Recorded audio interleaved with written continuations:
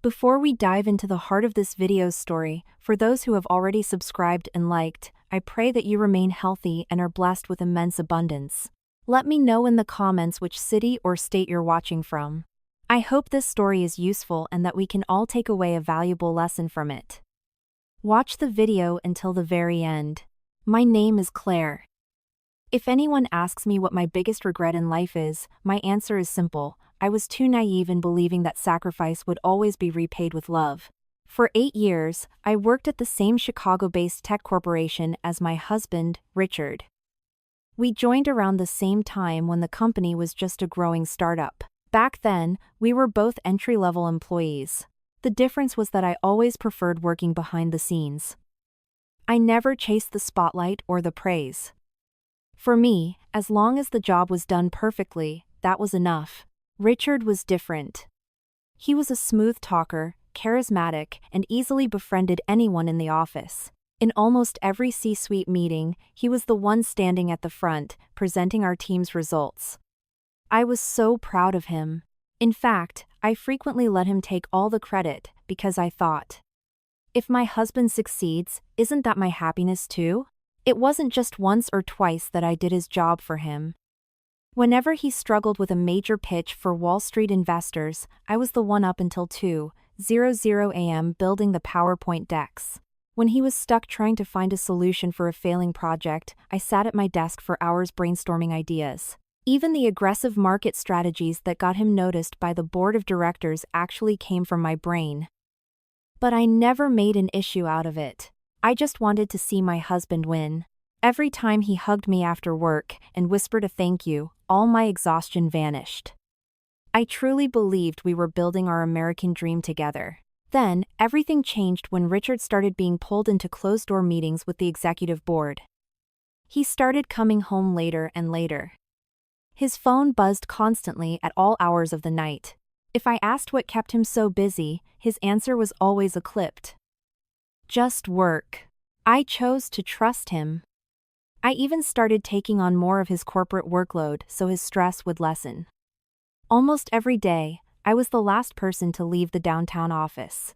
Sometimes, the janitorial staff would finish vacuuming the entire floor while I was still glued to my monitor, finishing financial projections that were actually Richard's responsibility. I never complained. I thought this was just a temporary hustle. Until finally, the news we had been waiting for arrived. Richard was officially chosen to be the new CEO of the company. That day was the proudest moment of my life. I still remember how I hugged him, tears streaming down my face. "Congratulations, honey. All your hard work finally paid off." Richard just gave a tight, unnatural smile. For some reason, his smile felt cold, but I brushed it off, thinking he was just nervous about his massive new role. I wasn't suspicious in the slightest. Since early morning, the company's grand ballroom was packed with VIPs, the board of directors, venture capitalists, business partners, and Wall Street analysts. Several media outlets were setting up cameras. I wore a simple navy blue dress I bought at Nordstrom, specifically for this occasion. It wasn't designer, but I wanted to look elegant because this was my husband's most historic day. A few colleagues approached me to say congratulations. They told me I was an incredible woman for supporting Richard from the ground up. I just smiled shyly. In my heart, I prayed that after today, our lives would finally be peaceful and secure. Shortly after, the MC asked all the guests to rise. Thunderous applause filled the room. Richard walked toward the stage in a sharply tailored black suit. All eyes looked at him with admiration. I clapped so hard my palms burned. Tears threatened to spill from my eyes. I was so unbelievably proud. The chairman and majority shareholder of the company, Mr. Arthur Sterling, handed him the leather-bound folder containing his official appointment. They shook hands. The applause echoed again. I bowed my head, wiping the corners of my damp eyes, whispering to myself. Finally, all our sacrifices weren't in vain. But a few seconds later, Richard grabbed the microphone again. His voice sounded significantly colder than usual. Today is not just about my inauguration as CEO. There is one personal matter I must settle in front of everyone. I looked up. A heavy knot formed in my chest. Richard's gaze slowly shifted until it locked dead onto me. Claire, come up to the stage. Every guest in the room spontaneously turned to look at me. I offered a small, hesitant smile. I genuinely thought he wanted to thank me in front of the crowd. With slow steps, I walked up to the stage. Before I could even stand beside him, Richard shoved 2 crisp white envelopes toward me. I took them, my smile faltering into confusion. Open them, he commanded. My hands began to shake as I opened the first envelope. It was a termination letter from HR. I froze. Before my brain could even process what was happening, I opened the second envelope. It was a petition for divorce. The world seemingly stopped spinning. I stared at Richard, my breathing growing heavy and frantic. I thought it was a sick, twisted joke, but the man I had called my husband for 8 years just smirked cynically. He leaned into my ear and whispered, "I no longer need a woman who drags me down." Those words battered my heart harder than any physical blow ever could. And I didn't even realize my nightmare had only just begun. I was still clutching the 2 pieces of paper when the entire ballroom fell into a dead silence. No applause. No congratulations. All the VIPs just stared at me with bewildered faces. I tried to stay calm even though my legs felt like jelly. Richard, what is the meaning of this? Couldn't we talk about this at home? Richard just smirked, as if my question was hilarious. There is nothing left to talk about. I just want everyone to know that starting today, I have absolutely no ties to you. My chest felt suffocatingly tight. I tried to keep my voice from trembling. If you really wanted a divorce, why do this in front of everyone? I never humiliated you. Before Richard could answer, the sharp clicking of high heels approached. A woman in a stunning red designer dress stepped right up beside him. She linked her arm through Richard's with incredible familiarity, as if she had been a part of his life for a very long time. Her smile was full of victory. "Finally, I get to stand where I belong," she said. That sentence turned my blood to ice. I looked at Richard, silently begging him to let go of her arm. But what I saw was the exact opposite. Richard gripped her hand tighter. "Starting today, she is the one who will stand by my side. Her name is Madison." Whispers erupted across the room. Several guests exchanged shocked glances. Some looked utterly in disbelief, while others shook their heads in pity. I stared at Madison without saying a word, not because I was intimidated, but because I truly had no idea who she was. Madison stepped closer until our faces were only inches apart. "Now you know why Richard always came home late?" Her words pierced my chest. Every single memory from the last few months violently clicked into place. The hidden phone screen. The endless excuses for working overtime. The sudden out-of-state business trips.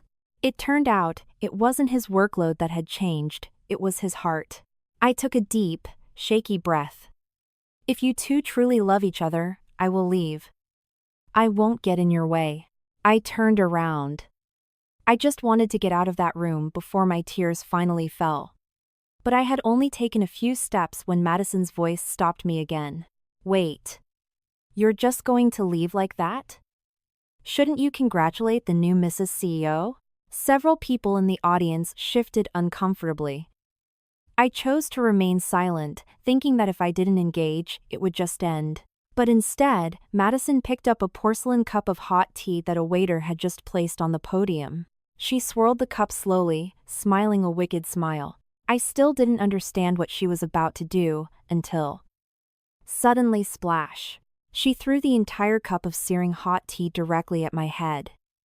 The hot liquid ran down my hair, soaking my face, my neck, and my dress. My hair, which I had spent the morning styling, now clung to my face in a sticky, ruined mess. The navy dress I wore with such pride was stained and ruined. Several guests immediately jumped out of their seats. One woman covered her mouth in absolute shock. I just stood there, paralyzed. Not because of the burning heat of the tea, but because my dignity had just been violently trampled on in front of hundreds of watching eyes. Madison let out a high-pitched giggle. Oops, I'm so sorry. My hand slipped. Yet, her eyes held absolutely zero remorse. I looked at Richard. Deep in my heart, I hoped that at least this time, he would step in and stop it. But that hope shattered too. Richard actually gave a slow, mocking clap. Perfect. Now your appearance actually matches your pathetic destiny. Several guests immediately looked down at the floor. Nobody dared to laugh. But nobody dared to defend me either. I wiped my wet face. My hands were shaking violently, but I bit my lip to keep from sobbing out loud. I was not going to give them the satisfaction of seeing me break. Richard then waved to the venue's security. 2 large guards rushed the stage. Escort her out. I don't want my VIPs watching my ex-wife ruin the mood of this event. One of the security guards looked deeply conflicted. Sir. Mrs. Claire. Before he could finish, Richard barked, "That is a direct order." The guard just bowed his head. In a soft, apologetic voice, he muttered, "I'm sorry, ma'am." I nodded slowly. "It's okay. I understand." I stepped down from the stage. My high heels left wet footprints on the polished marble floor. Every step felt like I was dragging 100 pounds. I could feel the agonizingly pitying stares burning into my back. Yet, not a single person had the courage to stop the cruelty. Just as my hand hovered over the brass handle of the ballroom doors, a deep, incredibly calm voice rang out. "Nobody is leaving." The voice wasn't yelling, but it possessed such commanding authority that the entire room instantly fell dead silent. I turned around slowly. Mr. Arthur Sterling had stood up from his front row seat. His demeanor was no longer the relaxed, celebratory chairman from the beginning of the event. He looked dead straight at Richard and spoke with a voice colder than absolute zero. "Because the actual main event is just about to begin." My hand was still gripping the door handle when Mr. Sterling's voice echoed again. "Security. Lock every single door to this ballroom. Not a single person is permitted to leave this room until I am finished speaking." The guards exchanged panicked looks before immediately following the chairman's orders. The heavy mahogany doors were locked tight. The guests who had stood up slowly sank back into their chairs. The atmosphere shifted violently. Just minutes ago, the room was filled with laughter and applause. Now, the air was suffocatingly thick. Nobody dared to breathe too loudly. Richard tried to put on a confident smile. "Mr. Sterling, the inauguration is over. I really don't think this personal drama needs to be dragged out." Mr. Sterling didn't reply immediately. Instead, he walked with a slow, measured pace up to the center of the stage. His footsteps were steady, but each one made my heart pound faster. He stopped right in front of me. "Claire, are you all right?" I froze for a few seconds. Somehow, that simple, human question made my chest tighten to the point of pain. I nodded weakly. "I can still stand, sir." Mr. Sterling pulled a neatly folded silk pocket square from his suit jacket and handed it to me. "Wipe your face. Nobody in this world has the right to strip you of your dignity." That single sentence made my eyes well up with hot tears. Since this whole nightmare began, he was the first person to treat me like a human being. I took the handkerchief with both hands. "Thank you, sir."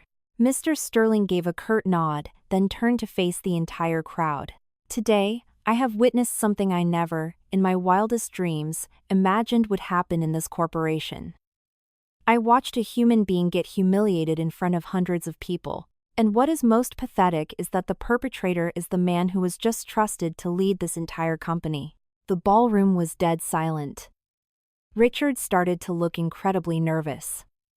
"Mr. Sterling, with all due respect, I believe you are overstepping into my domestic affairs." Mr. Sterling stared him down without flinching. "This is not about your marriage, Richard. What I am addressing is the character of a leader. A true leader reveals his core identity the moment he is handed absolute power. And today, you just showed everyone exactly who you are." A few Wall Street investors began whispering to one another. The chief financial officer, sitting in the front row, slowly took off his glasses, watching the scene intently. Madison, who had been posing proudly next to Richard, completely lost her victorious smile. Mr. Sterling raised his hand. The ballroom lights instantly dimmed. The massive LED projector screen behind the stage flickered to life. All eyes locked onto it. Richard frowned. "Sir, that's supposed to be my keynote presentation." "It is," Mr. Sterling replied calmly. "But I had the IT department swap out the files." My heart hammered against my ribs. I had absolutely no idea what was going on. On the massive screen, security camera footage from various angles around the corporate office began playing. The timestamps varied. Some were from 2 months ago, some 4 months ago, and one was from just last week. Everyone watched in absolute silence. The first clip showed Richard sneaking into my cubicle during lunch hour. He looked left and right down the hallway to ensure the coast was clear, then opened my laptop. I gasped and covered my mouth.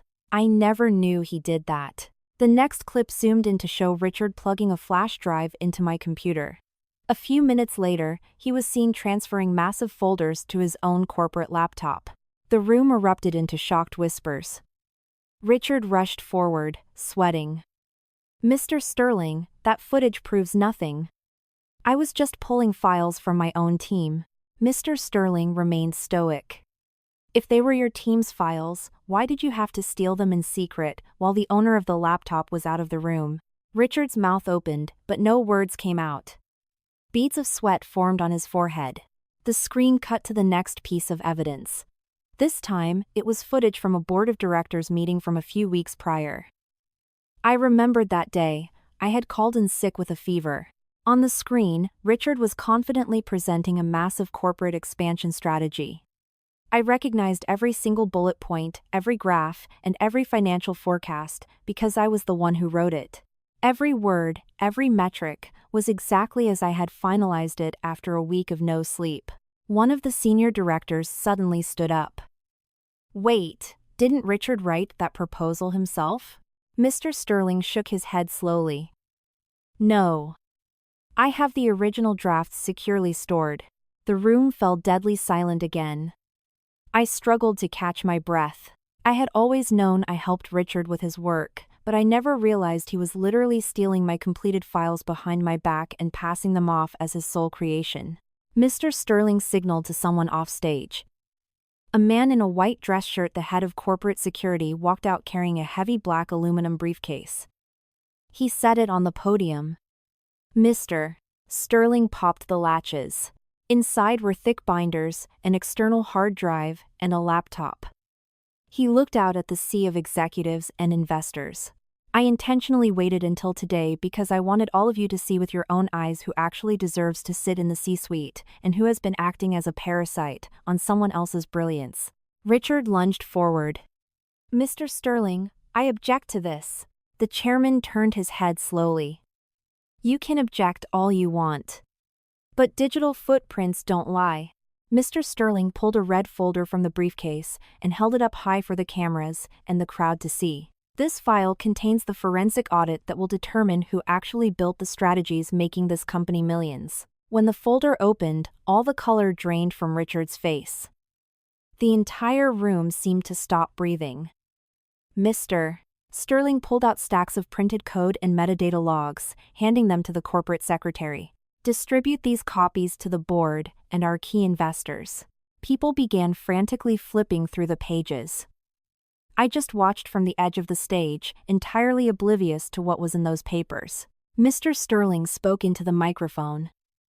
"For the last 6 months, our internal digital audit team has been operating in secret. They were tasked with tracing the metadata of every single major proposal that brought this company record-breaking profits. The results were sickening." He gestured to the AV booth. The giant screen split into 2 images, 2 identical documents. The left was titled Original Concept. The right was titled Final Submission. At first glance, they were exactly the same. But then, the screen zoomed in on the document properties and metadata. The ballroom gasped. Under Original Author, the left document read, Claire. The right document read, Richard. My pulse raced. I knew that proposal. I spent 2 straight months building those financial models. I even remembered falling asleep on my keyboard, trying to meet the deadline. Mr. Sterling flipped through the slides. Every single alteration was highlighted in red. The original author's name was wiped, digital signatures forged, and the save history routed back to Richard's IP address. It was done systematically, deliberately making it look like Richard's brainchild. A major Wall Street investor raised his hand. Arthur, are you saying every major corporate initiative in the last year was faked like this? Mr. Sterling nodded grimly. Almost every single one. The room exploded into an uproar.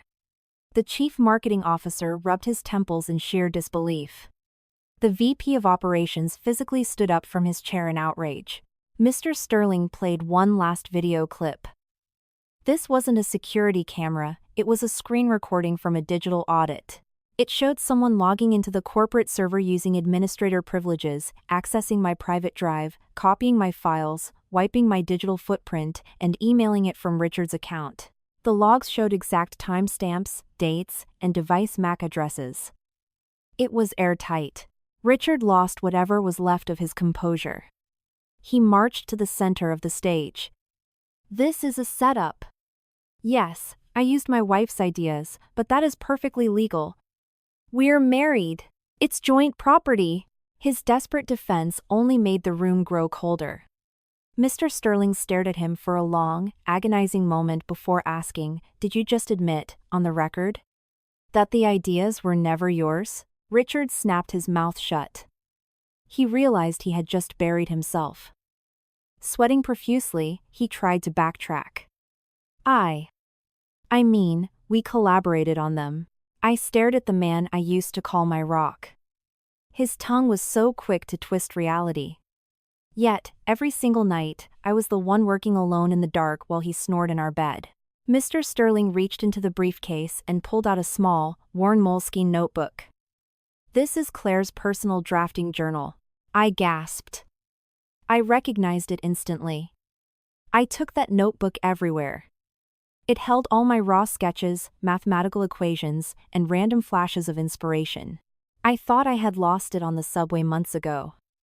It turned out Mr. Sterling had it. He flipped it open to the camera.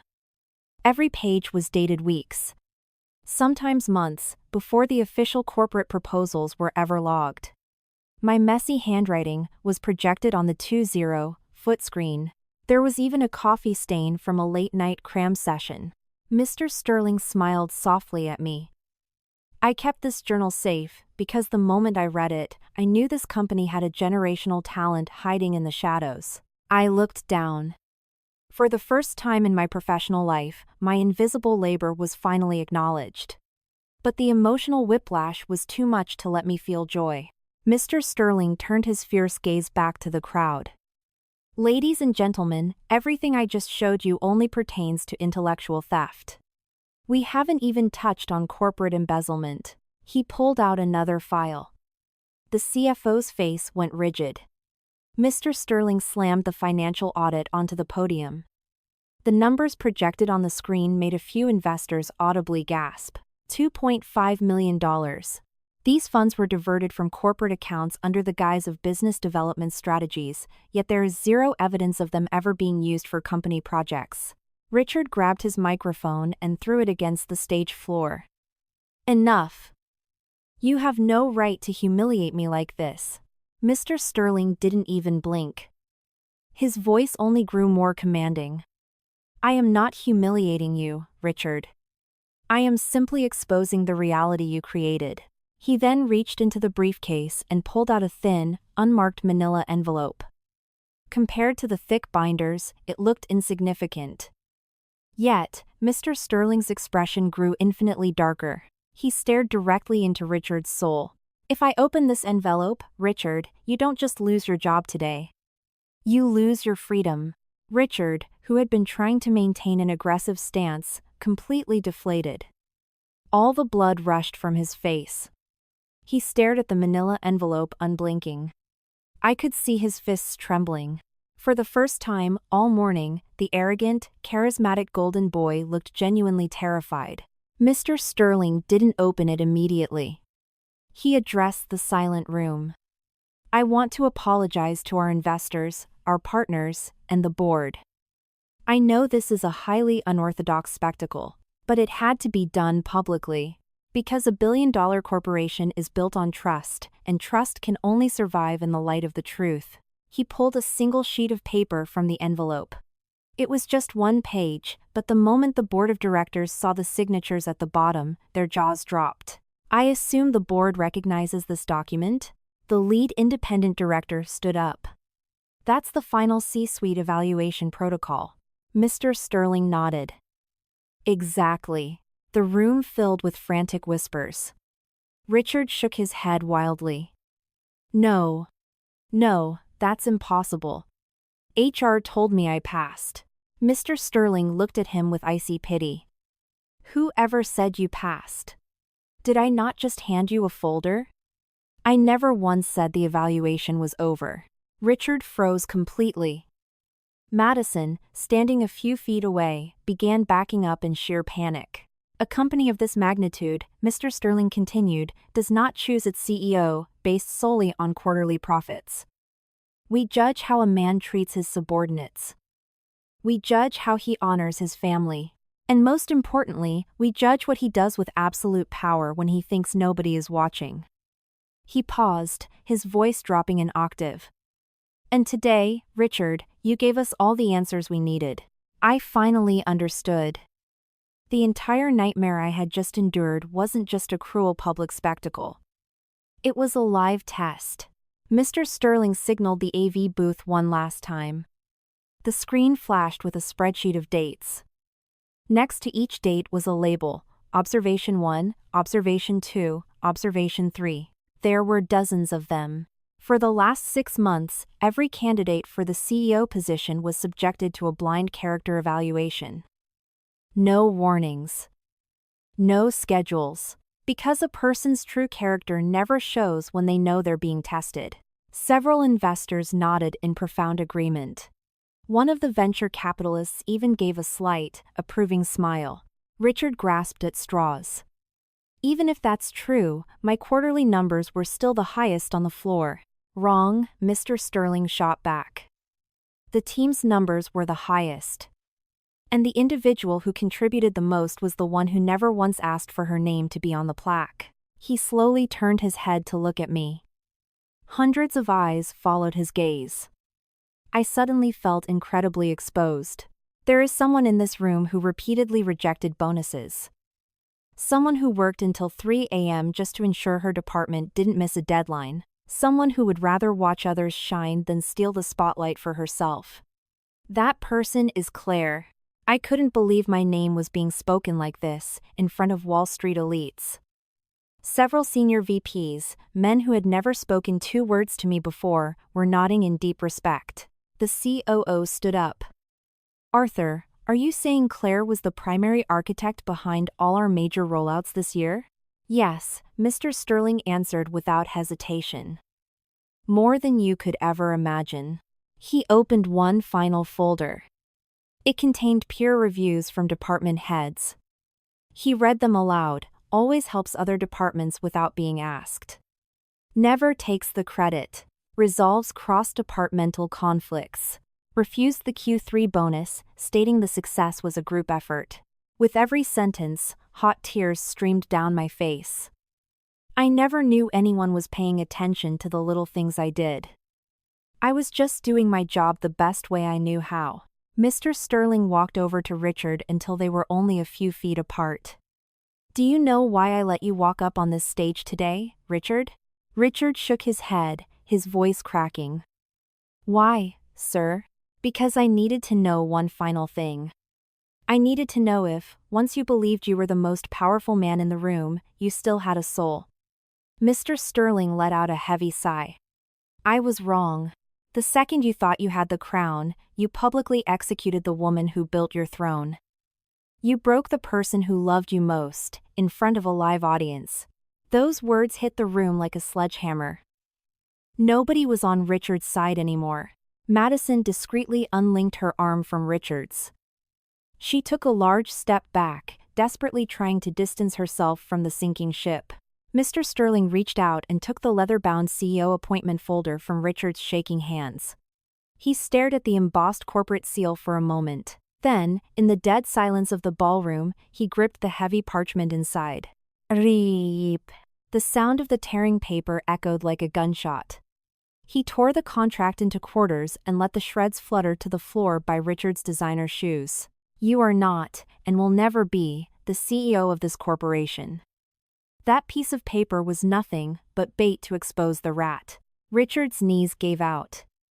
He collapsed onto the stage floor in absolute shock. But the reckoning wasn't over. Mr. Sterling looked at his executive assistant. Bring in the guests who have been waiting in the lobby. The heavy mahogany doors swung open. 4 men in dark suits walked in, holding a metal lockbox and an ancient, worn black file. The sight of it made Mr. Sterling's face soften, while Richard looked utterly terrified of what new hell was coming. The men wore badges, internal affairs, and corporate legal. One carried the sealed lockbox, while another handed the old black file to Mr. Sterling.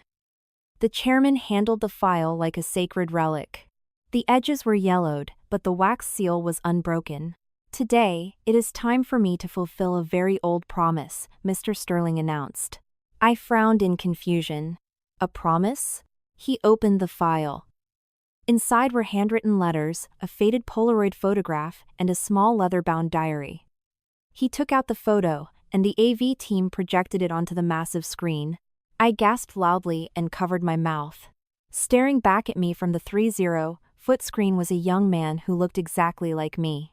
It was my father. I hadn't seen his face in years. He passed away when I was just in high school. I only had one photograph of him in my apartment. How on earth did this multi-billion-dollar corporation have his picture? Mr. Sterling looked at me with immense warmth. I have wanted to meet you for a very long time, Claire. I shook my head, totally lost. Decades ago, before this company was an empire, it was just a struggling manufacturing plant in Detroit, Mr. Sterling explained. There was a catastrophic equipment failure. Your father saved my father's life that day, pulling him from the wreckage at great risk to himself. If it weren't for your father's bravery, my family would be dead, and this corporation would not exist. The entire ballroom listened in stunned silence. Mr. Sterling unfolded a yellowed piece of paper. This is a letter my father wrote, shortly before he passed away. He wrote, if you ever find Claire's family, treat them as our own. And never repay their blood sacrifice with just a simple thank you. The room was so quiet you could hear a pin drop. Tears cascaded down my cheeks. I never knew my father had done something so heroic. For years, private investigators looked for you, Mr. Sterling said softly. But your mother moved you across state lines after he died. I only finally found you 8 years ago, when your resume crossed my desk. I stared at him in pure shock. You knew who I was the day I was hired? Mr. Sterling nodded. I did. But I intentionally never told you. If you knew you had a golden ticket, my evaluation of you would never be honest. I needed to see if you had the grit and brilliance to succeed on your own, or if you would just ride on your father's legacy. He smiled proudly. You surpassed my wildest expectations. I bowed my head, weeping silently. All this time I thought I was a nobody. Mr. Sterling held up the small leather diary from the old file. This was your father's journal. He opened it to the last page. He wrote one final entry about you. If my little girl grows up to be a woman of integrity, a hard worker, and a leader, never let the world steal what belongs to her. I sobbed into my hands. It felt like my dad was standing right there on the stage, speaking to me from heaven. Mr. Sterling closed the book. Today, I can look up at my old friend and tell him that his daughter is everything he dreamed she would be. He then signaled his assistant, who brought out a brand new, pristine navy blue leather folder embossed with the company crest in gold foil. Mr. Sterling opened it and handed it directly to me. My hands trembled as I took it. I looked at the first page and stopped breathing. Official Decree of Appointment, Chief Executive Officer. At the bottom were the wet signatures of every single board member. I panicked and shook my head. Sir, I'm not ready for this. I never even imagined being in the C-suite. Mr. Sterling smiled like a proud father. I know. And that is exactly why you are the only one fit to lead. Those who brutally chase power usually forget to bring their morals with them. But those who work with a pure heart never have to chase power, it naturally finds them. Then, Mr. Sterling reached into the metal lockbox the legal team had brought in. He pulled out a small, black velvet box.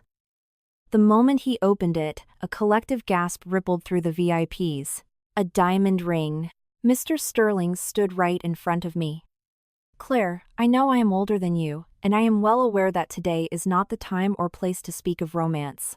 But this company is built on transparency, and I will no longer hide my truth. Since the day I saw your character in those files, I admired you. Not for your beauty, but for your relentless, beautiful heart. He took a deep breath. I am not asking for an answer today. I merely want to ask you, with the utmost respect in front of all these witnesses, will you, someday, when you are ready, give me the honor of courting you? The ballroom was spellbound. I was completely speechless.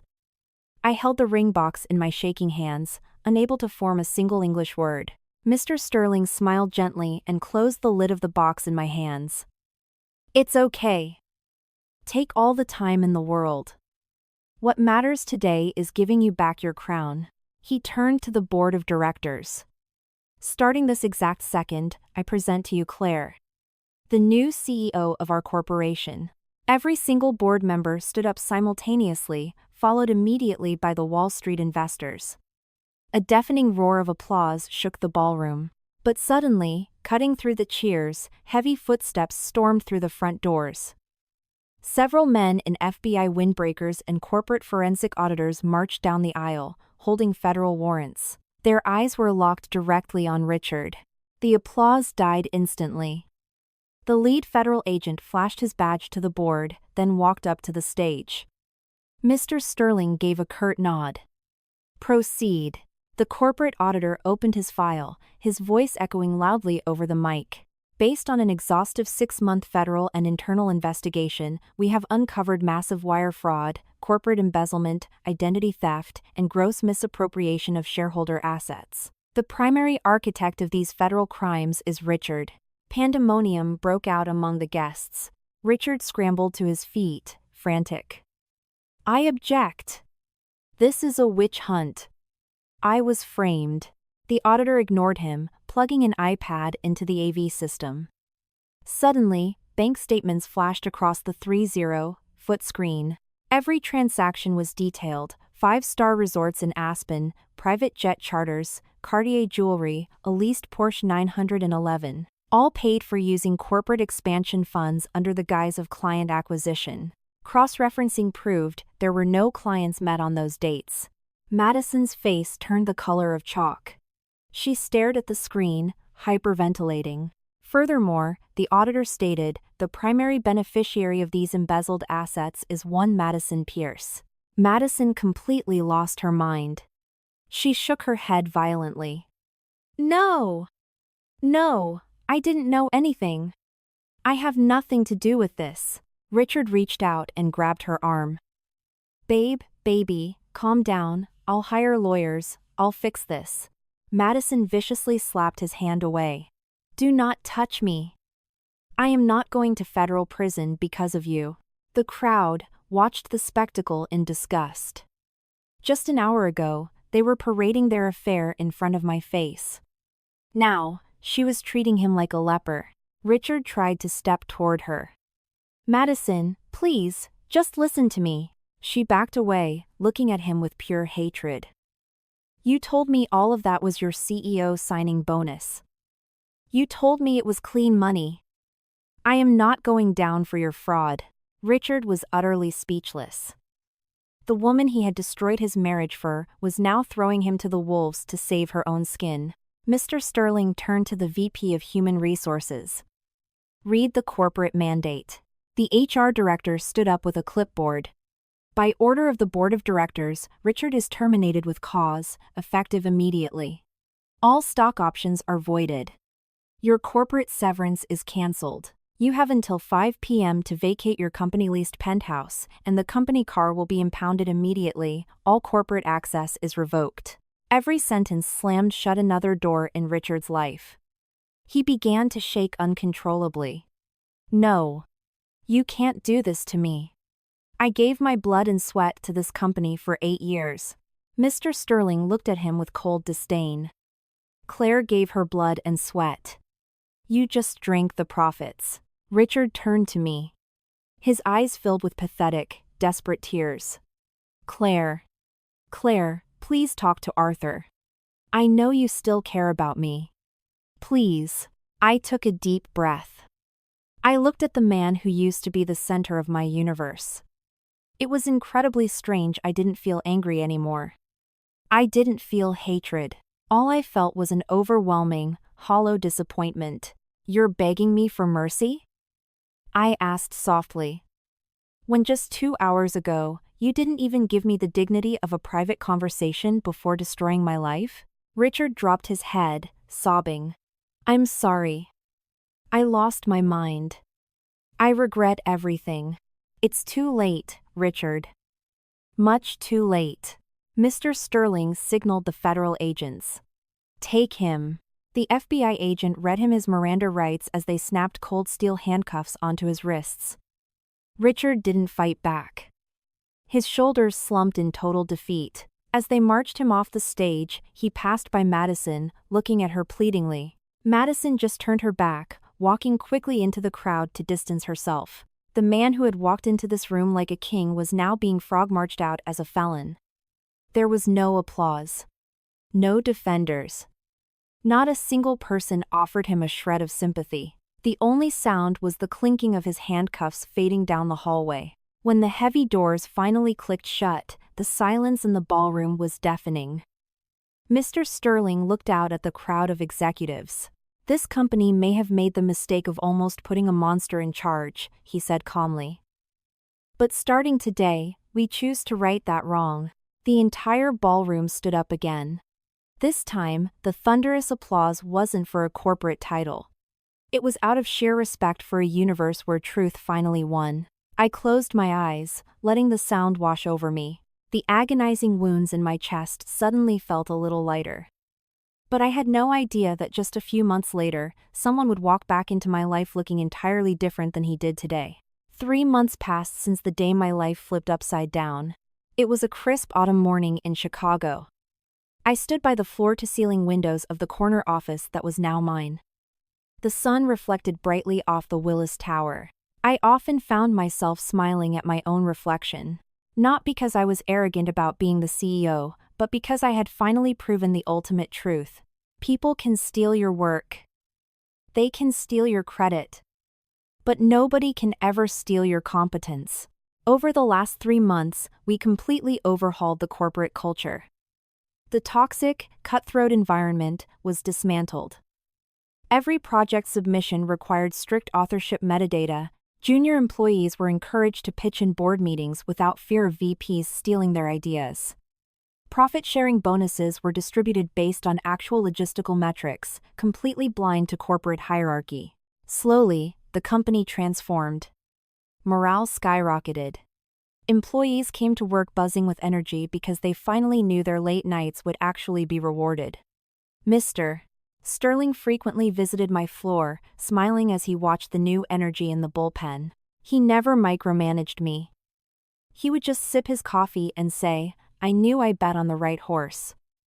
Those words made me work twice as hard to protect the company.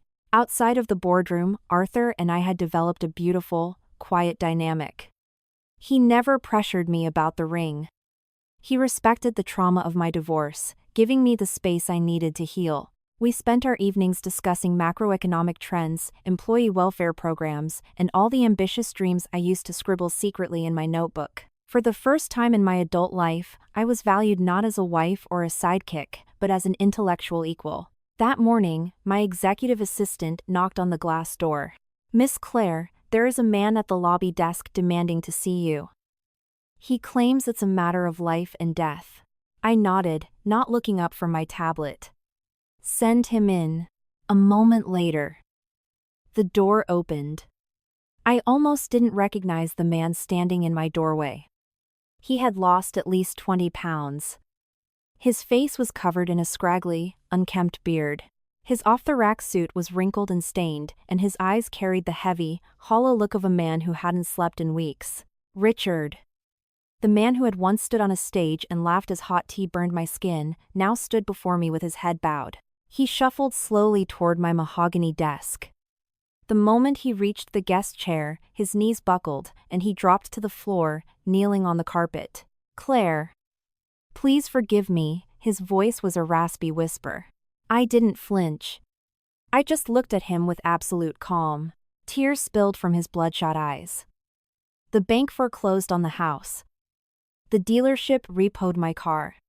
Every dime I ever saved is going to criminal defense lawyers. None of my buddies from Wall Street will even answer my calls.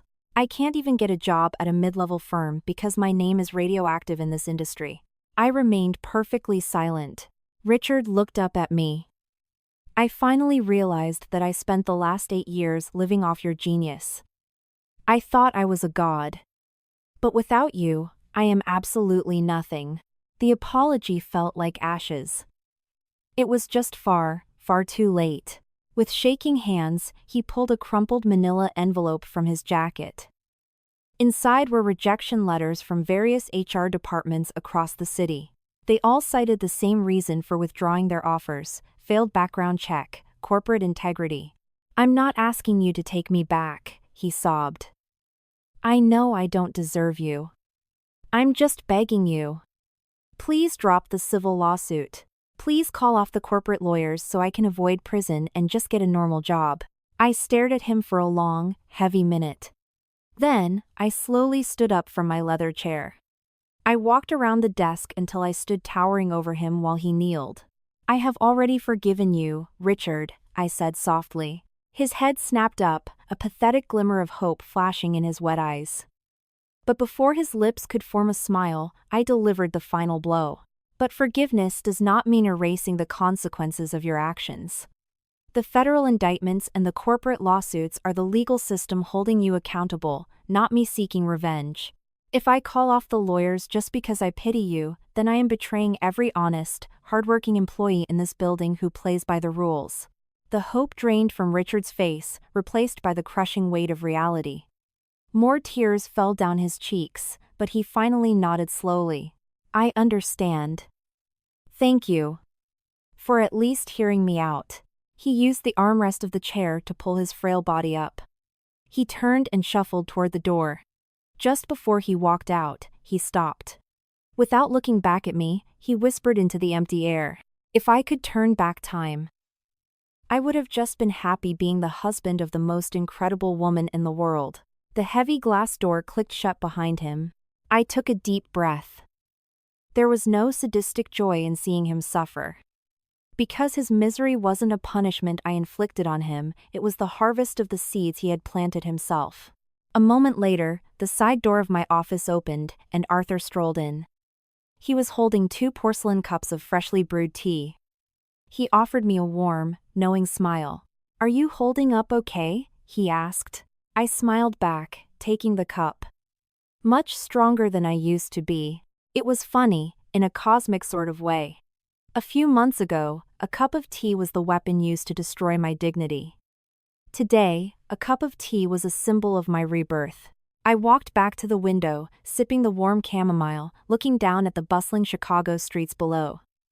Employees were walking into our corporate lobby with coffees in hand, chatting and smiling. I realized then that the most beautiful victory isn't watching the people who hurt you get destroyed. True victory is rising from the ashes, building a spectacular life, and becoming the exact reason why hundreds of other people finally get the fairness and justice they deserve. Deep in my heart, I whispered a quiet thank you to my father. He taught me a lesson I now truly understood. Good people might be humiliated temporarily, but in the end, goodness will always, inevitably, find its way to the top.